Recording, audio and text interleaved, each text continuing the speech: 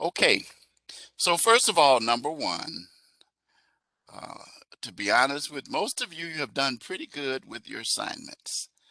A few of you have, um, probably one or two. I only got 9 students, so in the class, and so, but have done pretty well. But as I constantly say, over and over and over again, till I just want to fall out of my face, just follow. I feel like what they told Dorothy, follow the yellow brick road. I feel follow the rubrics, follow rubrics, and I seem to replicate them when I do my lectures and give you some reminders and to make sure that you satisfy. And one of the common things is to make sure that you satisfy the requirements. Uh, I had a student that sent me a message recently, and I don't remember who it was that wanted to know why they got a low grade on one of the assignments. And I says, because it said in there, provide case law. And if you don't provide case law, you end up in the lowest rating. So I think that one of the things about this class that you probably have observed from the very beginning is that we talk a lot about case law. And I know kind of a little bit about case law. I'm being facetious when I say that. But the fact of the matter is this, and this is a constitutional law, and most of constitutional law deals with the Constitution, the amendments, supported by the cases that have interpreted the Fourth, Fifth, Sixth, and Eighth Amendment. So it's very important, and I stress this, and I also stress providing the official court citation over and over and over. But we're almost done. This is week number 5. Next week is it. That'll be the final chapter in this course as you get ready for Christmas break. So let's get going with this week 5. Let's take a look at what I got here. Let me share my screen because I always tend to mess that up. But thanks to help from people like Valerie, thanks for keeping me on track. I preciously feel real strong about my students and how precious important you guys are, and that you keep uh, Professor Wright in line. So, yeah. So let's take a look at the calendar again. I always start with that. And the reason why I do that is because as we approach the end, as we are in December, your initial posts are due tomorrow night, reply posts Saturday night, Sunday night, your live classroom lecture, which both of you have the heads up on today from being here, and then your course written assignment that I will be elaborating on in just a few minutes. And then you see the short week that starts Monday, that all assignments are due the 17th. And if you turn it in the 18th, it's not going to be graded. I don't care how good it is.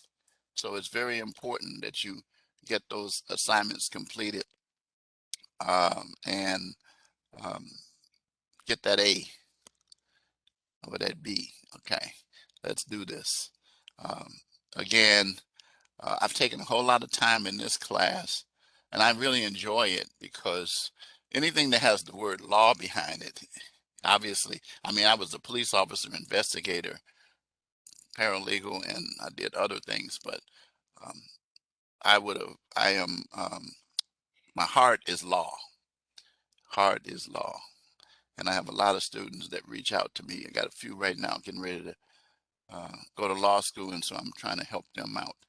So anyway, the 17th is it. That is the final chapter. Okay, let's go to content. let's take a quick gander at the announcements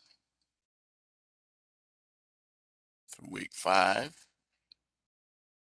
So today we're going to talk about the Sixth Amendment and government authority will be presented, and chapters 10 and 11 of the text, which I provided the PowerPoints for you. One student told me that they couldn't open the PowerPoints. I don't know why not, because they have to make sure they download them from the email that I send you, and it will allow you to save it on your desktop and so forth. But those are very valuable in terms of helping you understand some of the information, and you find some cases as well. Constitutional law and the criminal justice system. So we're going to deal with this week these topics that are here. There's a few articles in here teaching Miranda versus Arizona. I always remind my students about that. I think I already told you about that with my professor who felt maligned personally because Fred Enbow, his techniques and John Reed's techniques, and that was right here in Chicago where my professor was. But they wrote a book that was used by police officers all over the country and their techniques. Anyway, the Supreme Court says, nah, those are unconstitutional. And thus came the infamous Miranda warnings. Revising the right to a speedy trial. We're going to comment about the Speedy Trial and the Speedy Trial Act, the right to counsel, excuse me, and Speedy Trial Research Starter. So again, repeating your assignments, discussions, right to an attorney, and the deadline for the initial post, again, repeating, is tomorrow night, Tuesday, and Saturday, the reply post. The written assignment, Sixth Amendment, and trial rights. That's due this Sunday, of course, with the key phrase. And then you know my motto, adversity is the springboard of success. You follow that. It will help you to understand why I am the way that I am. As I remind my students, excuse me, I'm tough. The reason why I'm tough, though, is because I want you to be prepared for the real world. I want to get you to the habits that you need to carry over into the real world, because I know how successful you will be with those type of practices. So now let's go into the module, the Sixth Amendment and government authority. Let's start with the written assignment, which I'll say up front consists of, I believe it is 2 pages, my recollection for this. Yep. I'm sorry, my bad. 1 to 2 pages of training flyer. Now, keep in mind, this training flyer that you are doing, it needs to be in the form of a Word document. Don't give me a PDF. Don't give me a PowerPoint. Prepare your flyer. So, and it's about the Sixth Amendment, the trial rights related to counsel, speedy trial, and basic trial rights. So first, locate your state. Please, please, please provide citations in the body of the flyer. APA, properly formatted citations. Please, please, please, please. I'm begging you. Citations in the body and references at the end. And of course, when you cite cases, please, please, please, at least at the beginning, the first time you cite a case, such as, I would really expect everyone to cite Gideon versus Wainwright. I'll talk about that in the lecture, but that is the leading case for the right to counsel. And you should, if I don't see that, I will look for it. I will look for it. One of the things they taught us in law school about how the professors grade is they look at, number one, they look to see if they see certain things that stand out. That means you know what you're doing.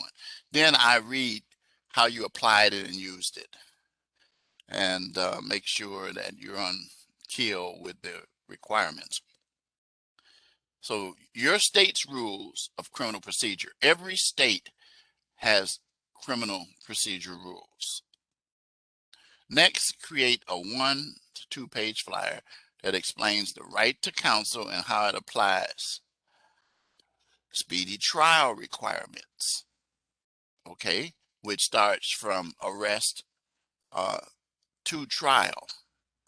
I will remind you again that what you're studying to trial is less than 10% of the cases that actually start at arrest end up at trial. Roughly 90% end up at plea bargaining. And that sounds horrendous, but if they did not have that, there would be a lot of speedy trial issues. As we talk about that, you'll understand why. But that's just a little something I wanted to share with you as I go through this. Explain the role of criminal complainant and indictment or information. What is it? What is it? What is it? What's the purpose for it? What kind of information is involved in it? You'll be able to gather that from tonight's discussion. Valid reasons for the confrontation clause. The confrontation clause, you know what that is. That gives you a right to um, cross-examine witnesses and to be able to receive what we call disclosure or discovery information, which consists of the evidence that the prosecution has to determine the charges that they brought in the case itself. Analyze the scope of media access to trials.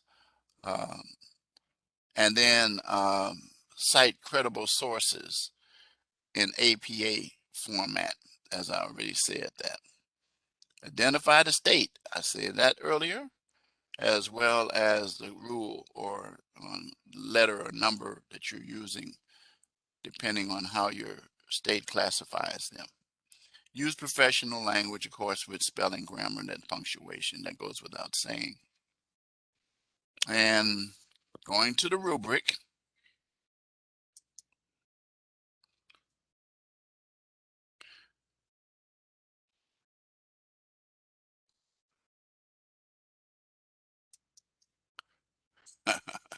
okay, that's a little note for me.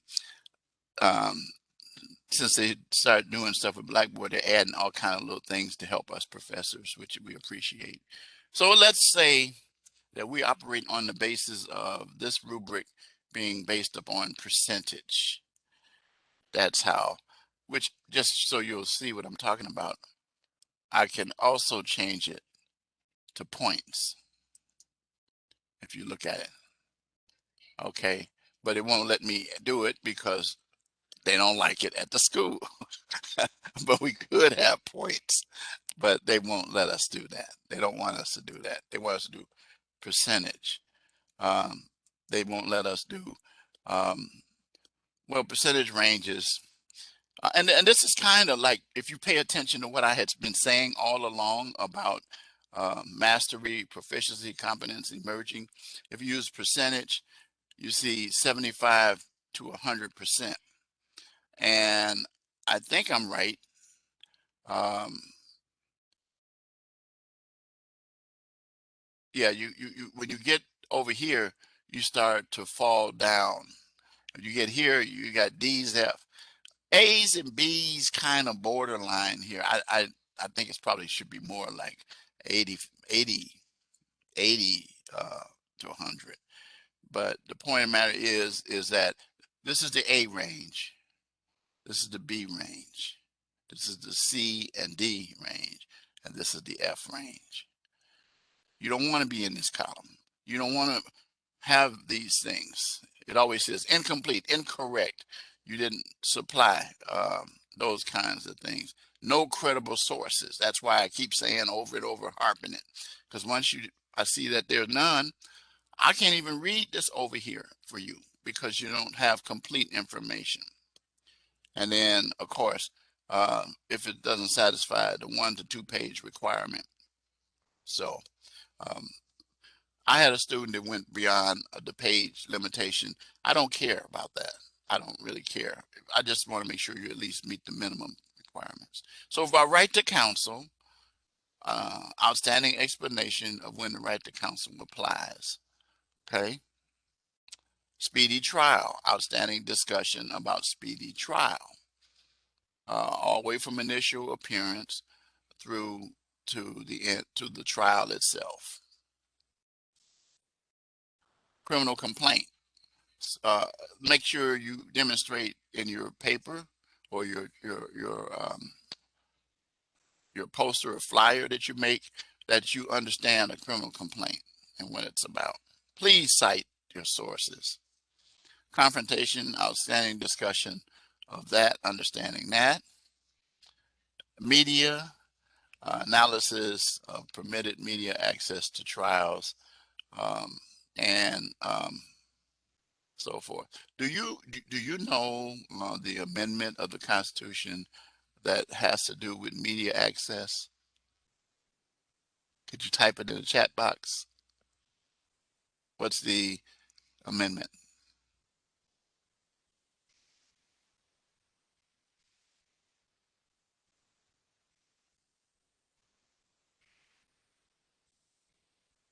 What's the amendment that deals with media access? Or should I put it another way? Freedom of the press.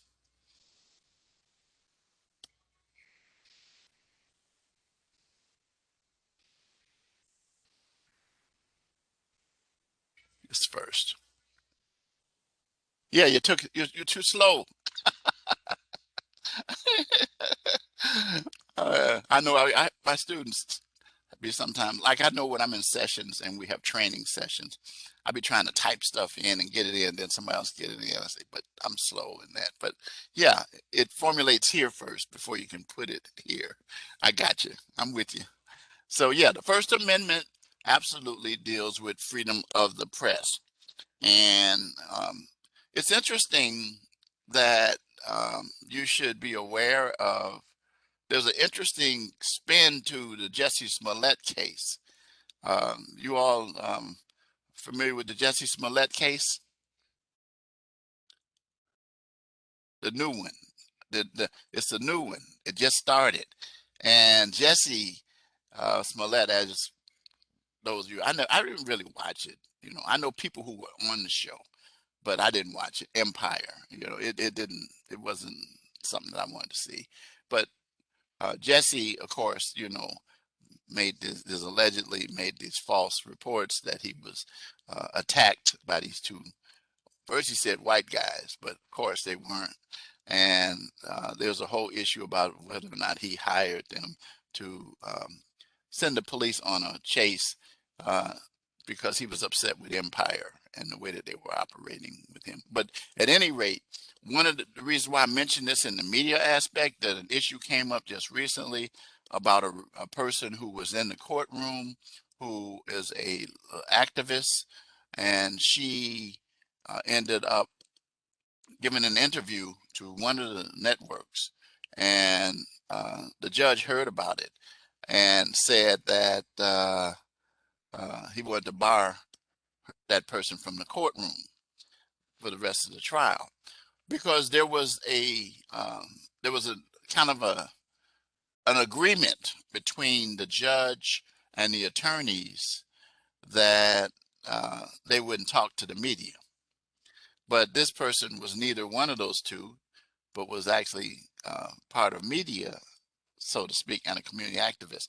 So that's an interesting spin about that because I know the judge personally. I know him very well. I know James Land. I've been knowing him for years. He was a prosecutor, and I prosecuted cases against Jim and used to give him headaches.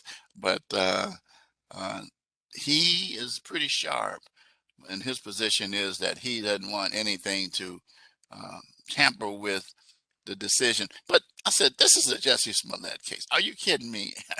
Everybody knows about this situation from before, with it coming back again the second time with a special prosecutor. But my point being is that uh, the media sometimes is held to what they call a gag order, where a judge issues an order to not have them agree, but ordering them not to, the attorneys as well as the parties to the case, not to discuss with the media um, the issues of the case while the case is going on.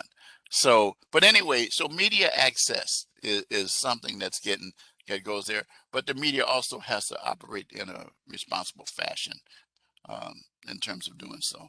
Credible sources, we talked about that, professional language. So everybody good on this assignment about the Sixth Amendment trial rights? Okay, I'm gonna discard the changes because I want to go back to. All right, so let's close that down.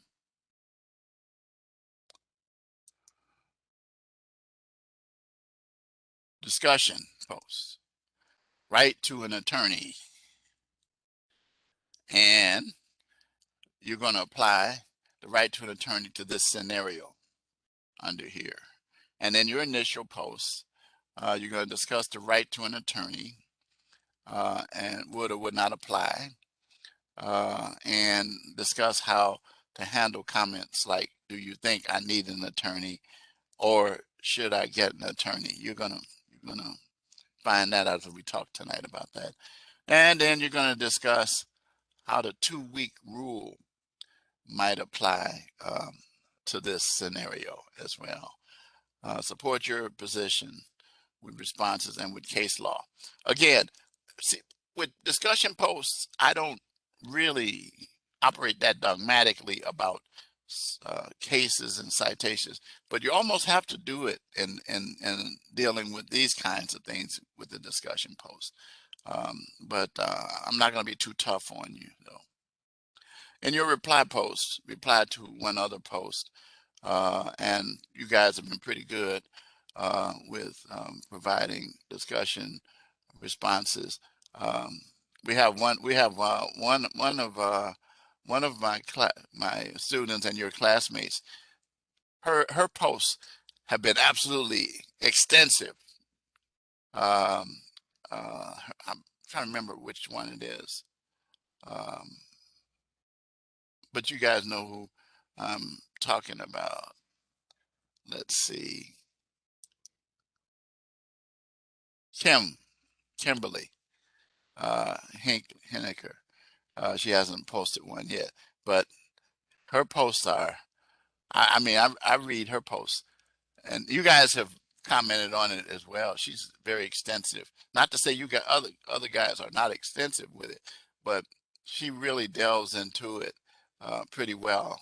I appreciate that because it enhances the learning experience for everybody involved. Okay, so that's a discussion. All right, and then your live classroom submission,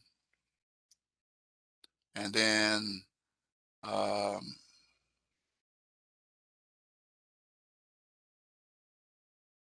your link, you know that is right. So we're going to talk about these topics, right?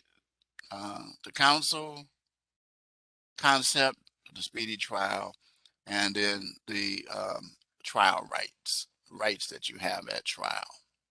Okay. So we got about a half an hour to do that, which is good. We're on good time then. All right. So the right to counsel is a right that was established as you discover. Um, you saw it in Miranda versus Arizona, uh, and the right to remain silent, and advising that one of the rights is the right to an attorney. And it's important that you understand that in these situations that you are, again, under custody, and we've already talked about what that meant, but I just use one word, not free to, not one phrase, not free to go.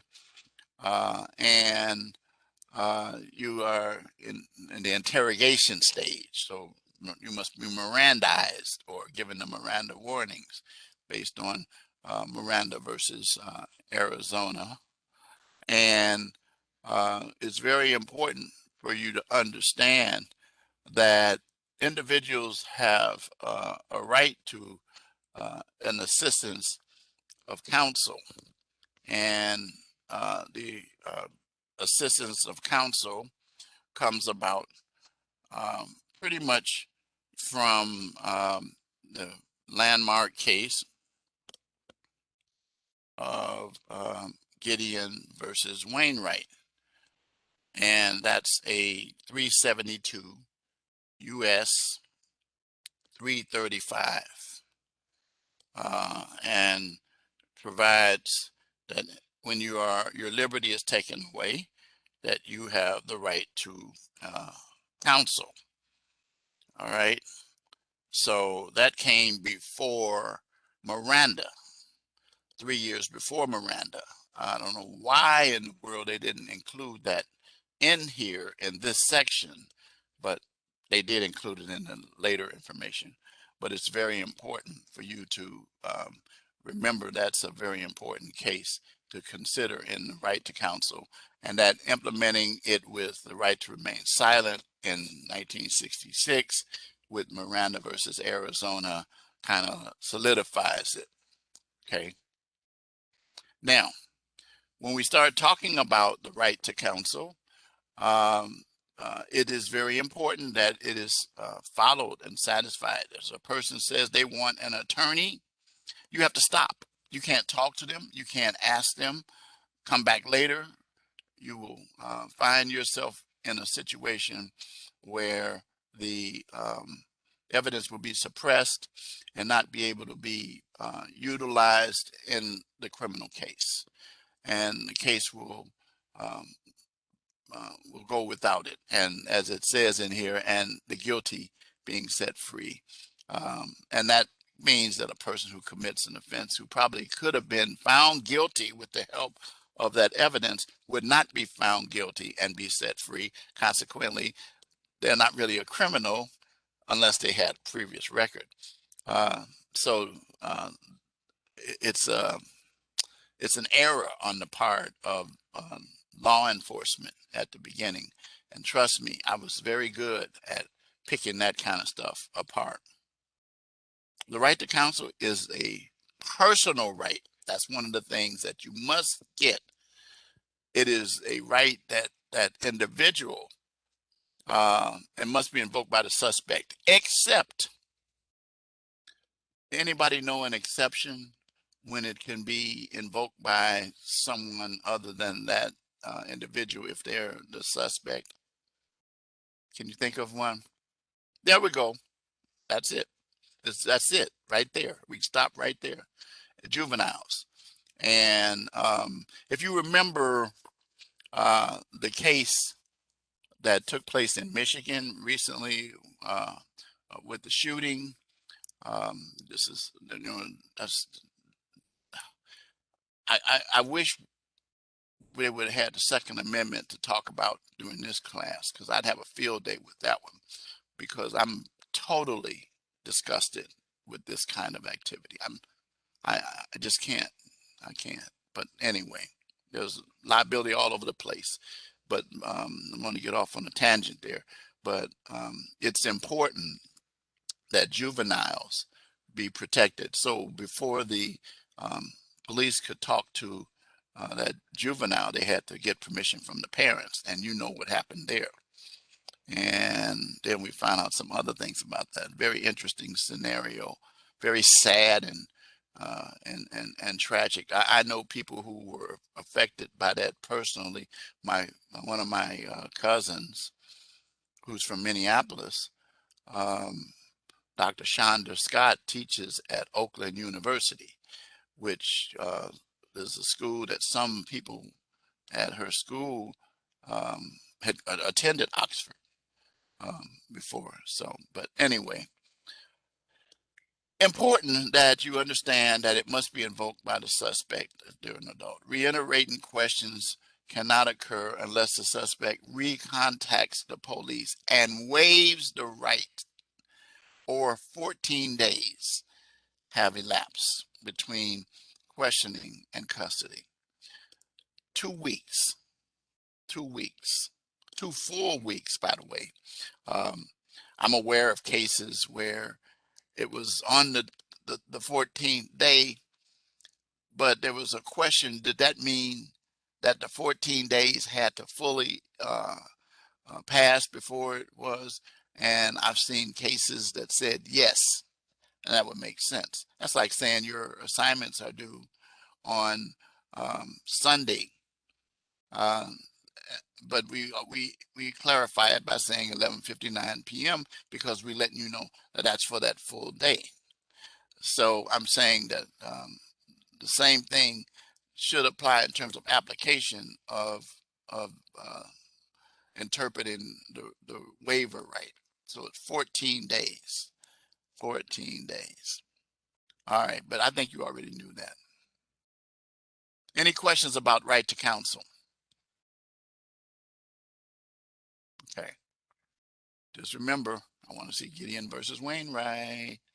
So anyway, just quickly, I'm not going to spend a lot of time on it because it's going to actually spell it out for you in this little thingy here. Should anyway. It's just so it,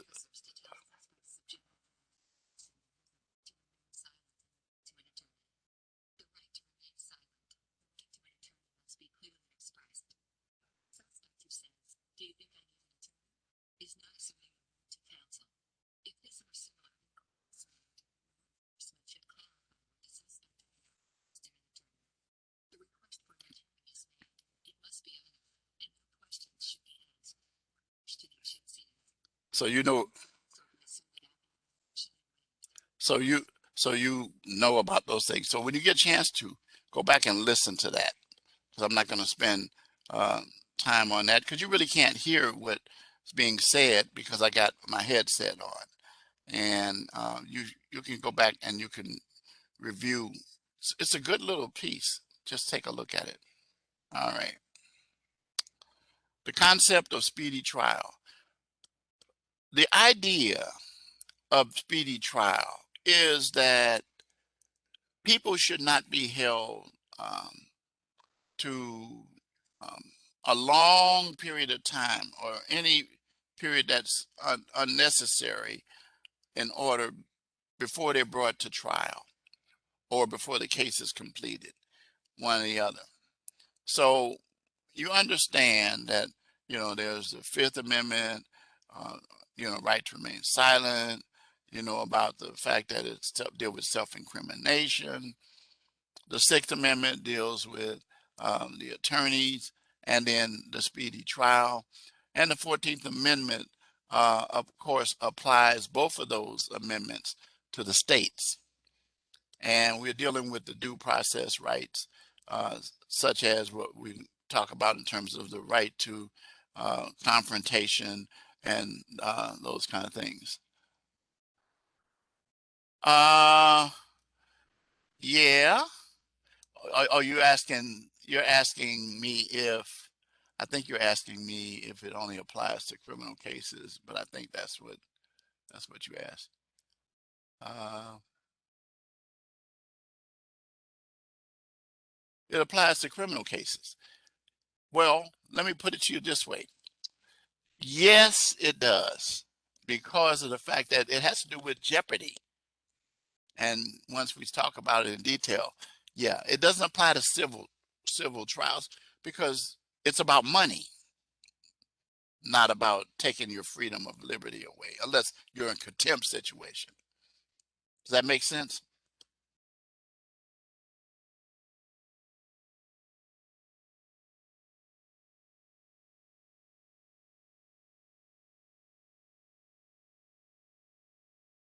Does that make sense to you?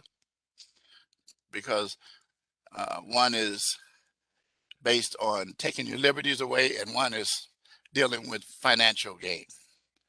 So the speedy trial applies only to criminal. When you say criminal, you're talking about criminal cases, right?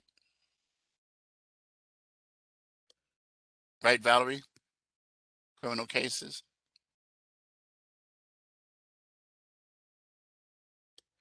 Okay, I'm presuming that, that's the case, unless you let me know something differently.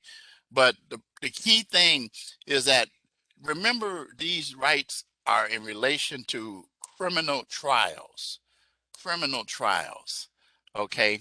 And that there are a lot of appearances and hearings that take place, which can ultimately lead to a trial if it turns that, or to a plea.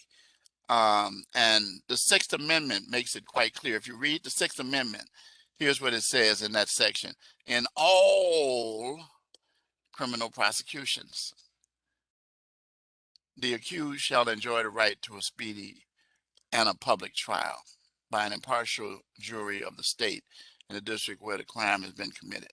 So it's actually in the Constitution itself, the answer to. Speedy Trial Act. The Speedy Trial Act um, varies in jurisdictions, various states, and it points out very clearly that research relating to criminal court cases reveal that from arrest to jury trial disposition, that most felony cases take an average of 9 to 13 months to resolve. And the factors that involve that is the fact that the individual has rights to receive information to prepare a defense. And during the period of discovery, when parties are exchanging information, usually what ends up happening is that the time that runs for a speedy trial is told, it's stopped, because of the fact that it usually starts to kick in from that time. But remember, once a person is arrested, generally it's within 48 hours that they're brought before a judge uh, for a bond hearing, and then we go from there. We'll talk about the arraignment and all those things. So the Speedy Trial Act requires that an indictment is filed within 30 days of arrest. And so that's why the person is able to get out on bail, or at least attempt bail, depending on what the seriousness of the offenses are. And trial must begin within 70 days and not less than 30 days from the indictment date.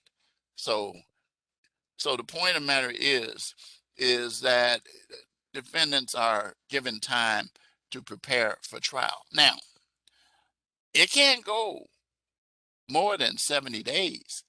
It depends on the discovery period. And each, and this, they're talking about federal cases here, but states have variations that they implement in terms of that.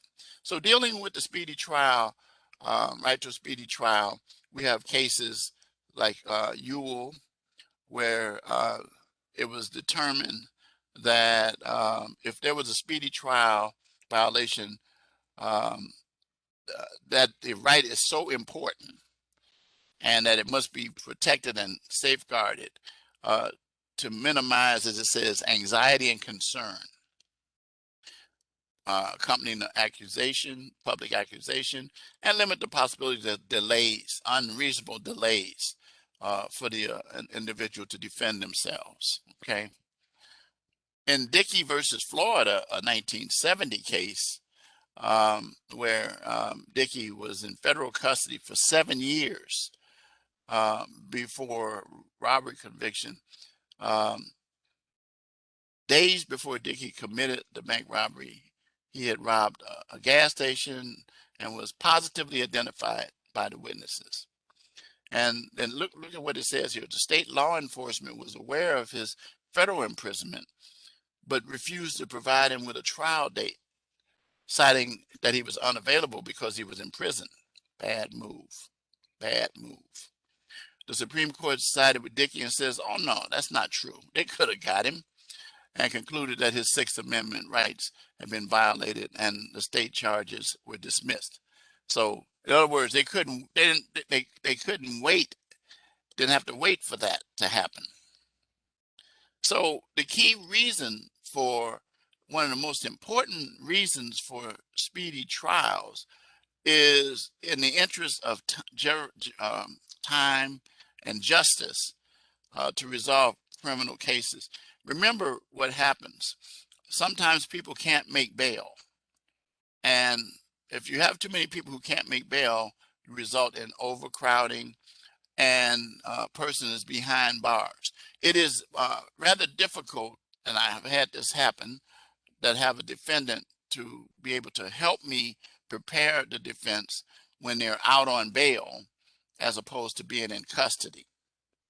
And so it is one of the things that is involved. The more time between charging a trial can also impact witnesses, because witnesses forget, and that can adversely affect the testimony. All right.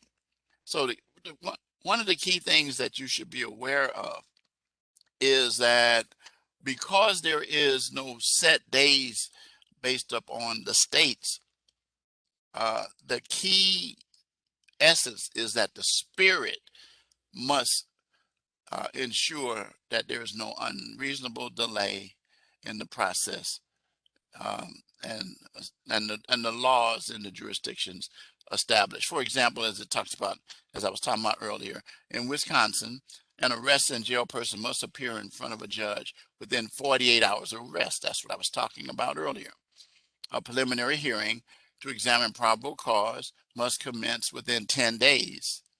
If the defendant remains jailed, or within 20 days if released. So notice that you can see what that means. That means it supports what I said, is that it's tied to the fact that if a person is in custody, they want to give some deference to that individual with a faster period of time, because of what I said earlier, that it's harder to prepare a defense when a person's in custody. The speedy trial rights in the Sixth Amendment ensure justice is dispensed fairly and timely, in a timely manner. That's the essence of it: timely manner and in a fair. And it's critical to the due process rights. I can tell you that as a defense lawyer, there have been cases that have lasted over a year. I had a double murder case that, for example, it took that long for it to finally get to trial because there were various motions. But the Speedy Trial Act wasn't violated because I requested continuances, which told or stop it. If the prosecutor asked for a continuance, it might run, but it's a shorter period of time. But generally what we do is and you'll hear the phrase mentioned many times, by agreement that it is continued, and those kinds of situations. I had a case where the judge got really sick, and they continued it for a few days, but we ended up, of course, being able to get a judge real quick. And the reason why is because of the Speedy Trial Act, because of the fact that it's not the inconvenience of defendant, you know. So I had a lot of clients that were in custody. And so the Speedy Trial Act was very, very, very important. So you can take a look at this article for additional details and making sure it's working. There it is, the Speedy Trial Act of 1974. Now keep in mind, this is not your state, this is the federal, but be aware of the fact that many jurisdictions pattern themselves after that as well. Okay. Any questions about the Speedy Trial Act?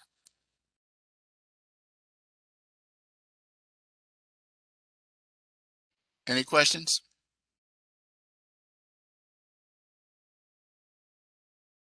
Okay.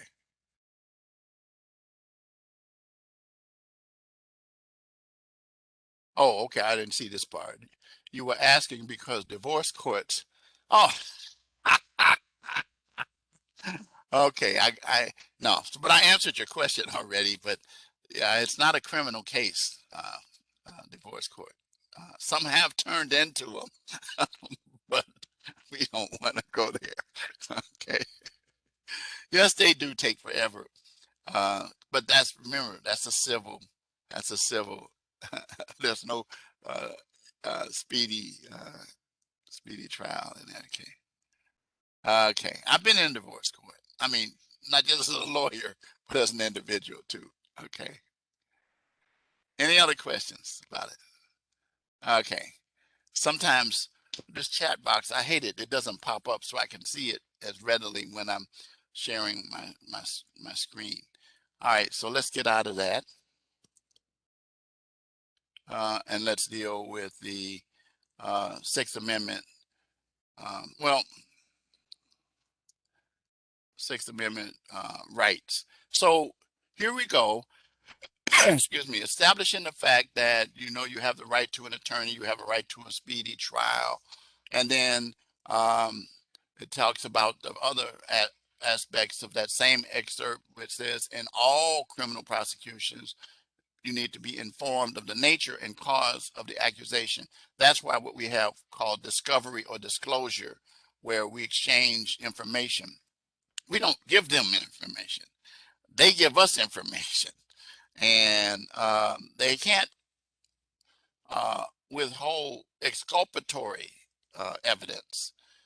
Exculpatory evidence is evidence that the prosecution is aware of that could exonerate um, a defendant.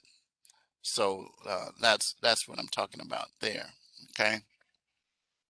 So um, to be and to be confronted with the witnesses against them, that's a confrontation clause, because then you'll have a chance to cross-examine those witnesses and discover their credibility and those kinds of things. To have compulsory process, that's where you get into the information and the indictment and things of that nature. And um, also the issuance of subpoenas where witnesses are that don't want to voluntarily come can be forced to appear.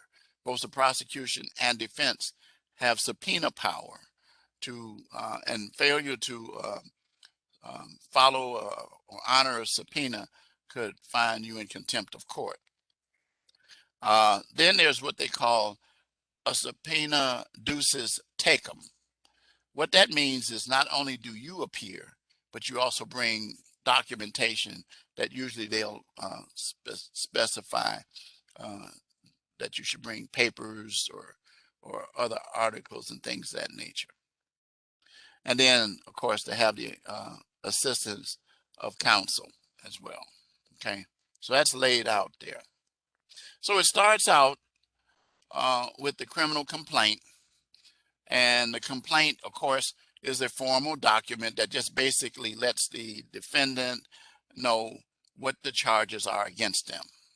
It's like the same thing when we talk about going back to divorce, using that as an example, the allegations that the party who's the petitioner will make against the respondent.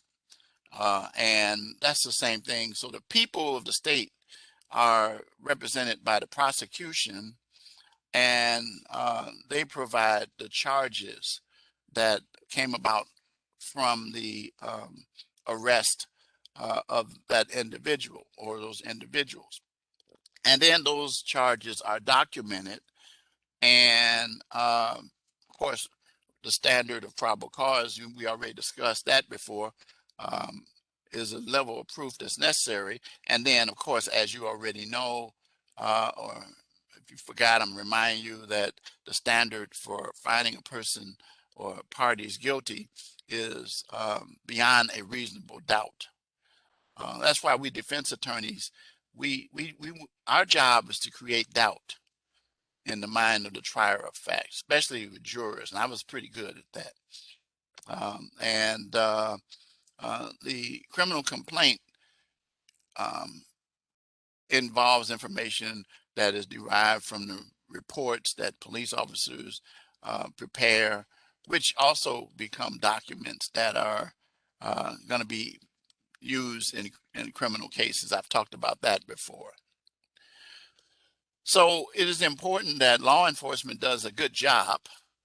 And if the prosecution is given not a strong case or a bit of information to believe probable cause exists, they won't charge the person. And also you can be aware that there are times when the prosecution recognizes they have a weak case. Well, I've had cases where I've had prosecutors to come to me and say, "Counsel, can we sit down and have a 402?" 402 in our state, Illinois, was the section that meant pretrial conference. And I don't know what it is now because it might have changed the number, but pretrial conferences in all jurisdictions take place where you discuss the possibility of having the individual to plead guilty. But my policy is that if I saw that the prosecutor approached me first, of course, after I got all my discovery, I had information, I could see why, and there were many, many holes.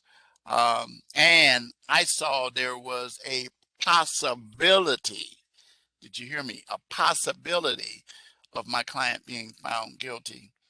I would, of course, discuss it with my client and then maybe enter into a plea.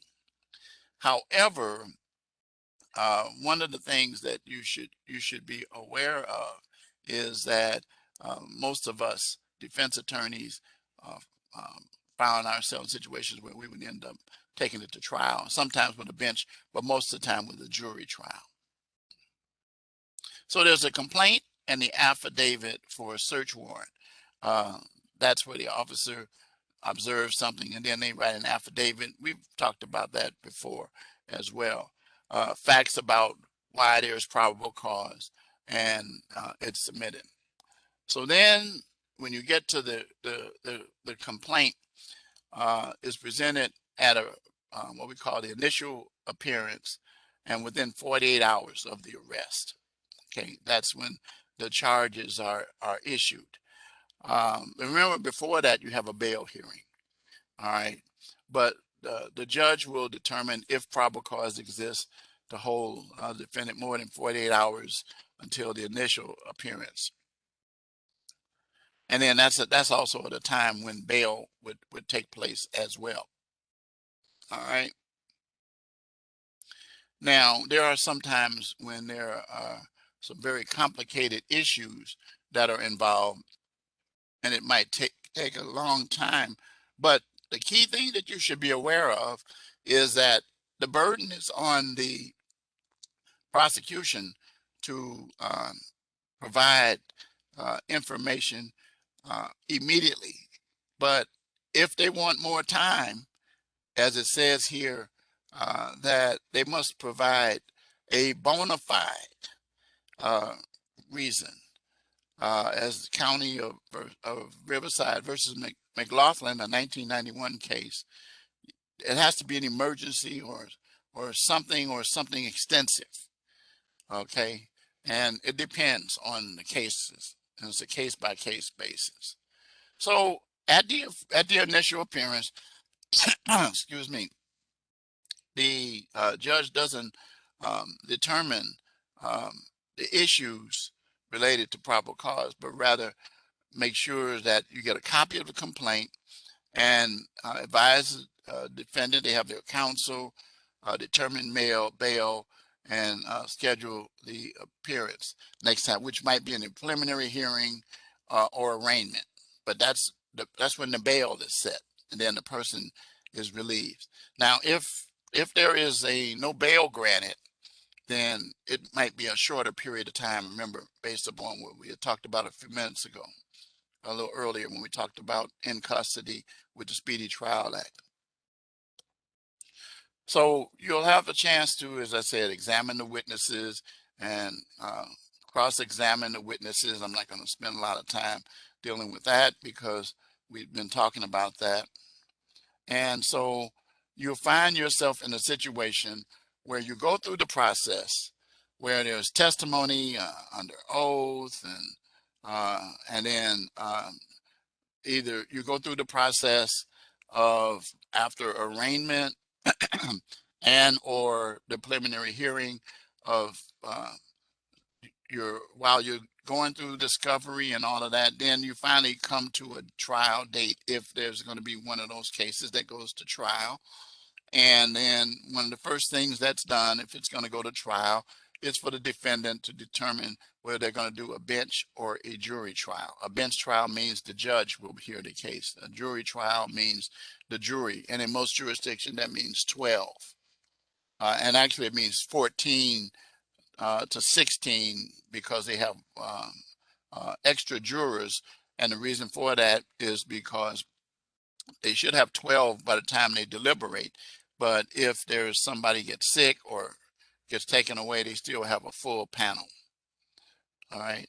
So they go through a process called voir dire, and none of that's written here, but I'm just explaining to you and telling you voir, VOIRDIRE, which means to seek the truth, and you question you question the jurors about their knowledge of the case and things of that nature. And you have what we call peremptory challenges. Peremptory challenges are challenges where you can dismiss a person as a juror um, without cause, just saying you don't want them as jurors. However, there is a famous case, Baston, which said that you cannot use your peremptory challenges to stack the jury. That became, let me give you a second here, Baston.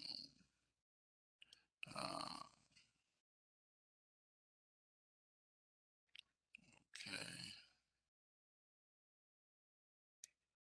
case. Let's see if it shows up here.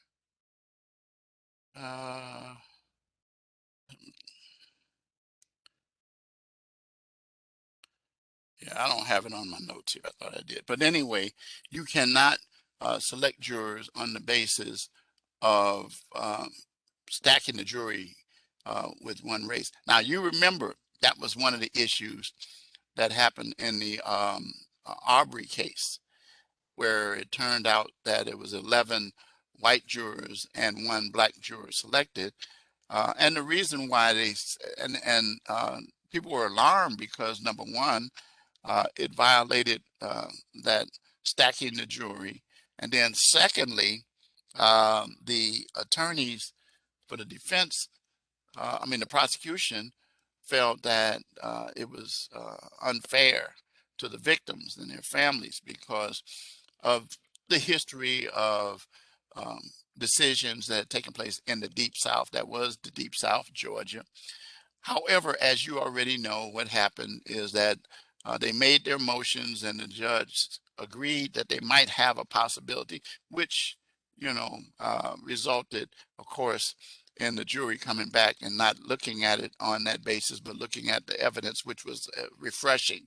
It was refreshing for me as a lawyer to see that. And trust me, when you work in the system, you get to discuss it, particularly if you're a minority attorney. Trust me, I've had some situations that came about that um, were not fair, I thought, because of the ethnicity or race of my client. And I've represented people from all backgrounds, all sexual persuasions, male, female, gay, straight, um, African American, Hispanic, um, Chinese, Latin Americans, or I mean, Middle East, anywhere. And we've had some of those situations. But anyway, you have a right to be notified of the charges, as I said before. And of course, though, if the trial comes out not guilty, then the person is released. Okay. So, any questions? Okay. Knowledge check, you can do that on your own, but I just like to always take a few shots at it.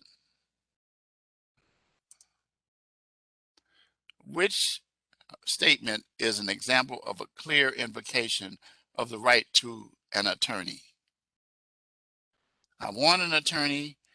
Do you think I need an attorney? Maybe I need an attorney. I don't know. Should I get an attorney? Which one? A, B, C, or D? That is correct. And it says must be clearly expressed. Remember, we talked about that. One more. What is the correct application of the 2-week rule established in the Maryland versus Schatzer case? An in-custody defendant who has requested to remain silent can be interviewed again after a 2-week break. An in-custody defendant requesting an attorney was released and interviewed again after a first Miranda warning was waived. An in-custody defendant who has requested the right cannot be interviewed again. Which one is the correct application?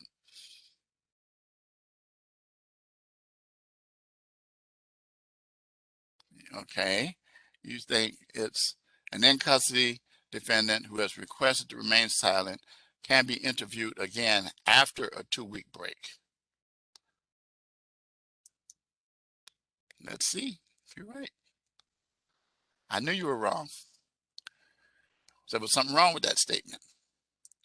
Here's the reason why. It's not this one. An in-custody defendant requested an attorney and was what? And was what? Released and interviewed again. Here, you can't come back because an in custody who can you can't be interviewed again because that means you come back to them. But the purpose for the 2-week rule is that that person was let go. Remember, when an in custody has requested an attorney, the request was honored and waited for 2 weeks, a cooling off period before attempting to interview again. All right. The request was honored.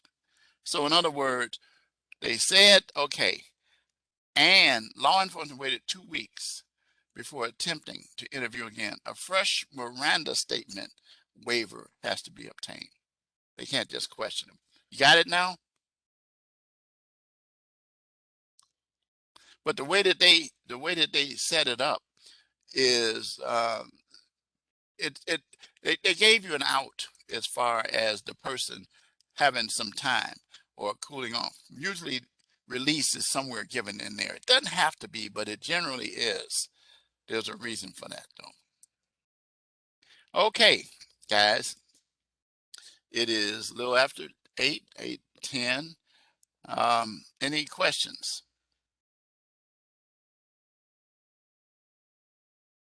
No questions.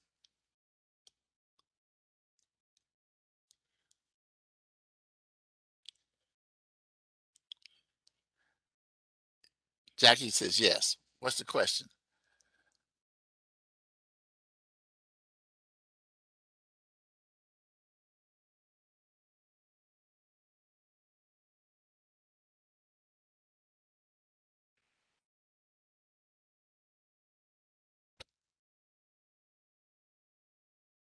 All right. I'll tell you what the question should be. What's the code word?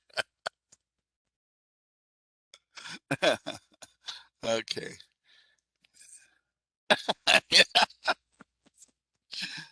Suggestions.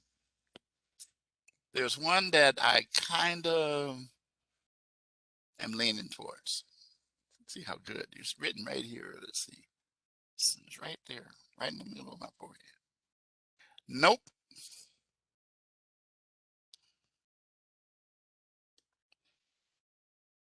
There you go. There you go. There you go. Yeah, it just looked like Gideon versus Wainwright, but it's speedy trial. I think Gideon versus Wainwright would cover all the way across my forehead. Speedy trial would fit right in the middle. So yes, give me speedy trial. And uh, if you think about, you guys think about what I did tonight was I talked about the right to trial and so forth, but I kept talking about the amount of time that an individual should have their trial. I stressed that, I think, throughout that. And so speedy trial is so, so, so important. Absolutely. Okay, guys, I'm going to let you guys go. Enjoy your week. Remember, next week is it. And if you have any questions, feel free to reach out to me. But go ahead and put in your speedy trial and get your points, and you'll get your first grade. Okay, thank you, guys. Thank you both for coming out again, and see you next week. Stay safe. You too.